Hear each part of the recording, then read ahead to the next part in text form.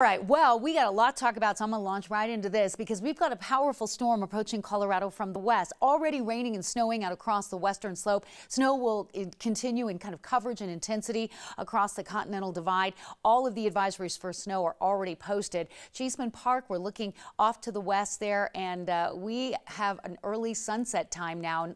None of us are used to it. Nobody that I've talked to is used to it yet, but the morning sun has been really nice. Now, we've got good travel today, no issues, but things start to change tonight.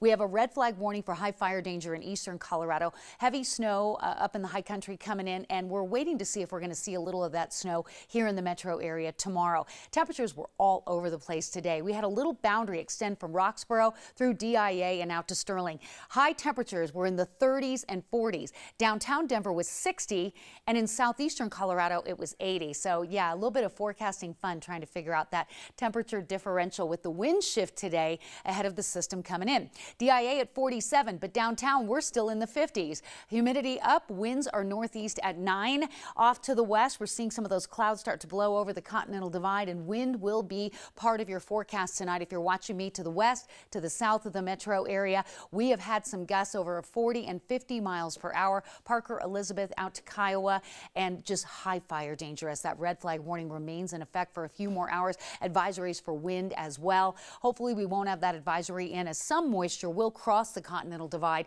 and we'll see cooler air coming in as well. But we must also talk about the tropics because Hurricane Nicole, now Category 1 storm, is taking aim at Florida, an area that is recovering from deadly damaging Hurricane Ian. 5-10 inches of rain possible in some areas. Tropical storm force winds due to make landfall sometime overnight tonight, crossing north of Tampa, we believe, and then going inland, possibly going back out to sea. So this will be a big story for areas in and around the Fort Myers area up toward Venice, Sarasota. Those folks, tarps on the roofs, already a lot of erosion there, high surf, high tide, just not what these people need to have to deal with right now. And by the way, having a landfall of a hurricane in Florida in November is the rarest of the rare. I think there have been 3 in recorded history, including Nicole.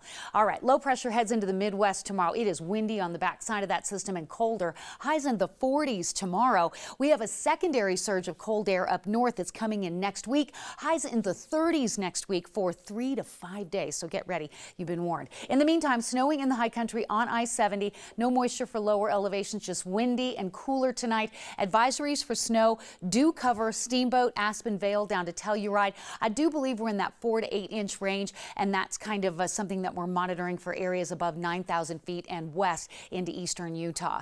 Temperatures tonight, how about 29 in Denver, but teens in the high country. High temperatures tomorrow, a whole lot colder. The front takes its time moving into southeastern Colorado, where temperatures will stay in the 50s. 36 in Idaho Springs and 33 tomorrow in Estes Park.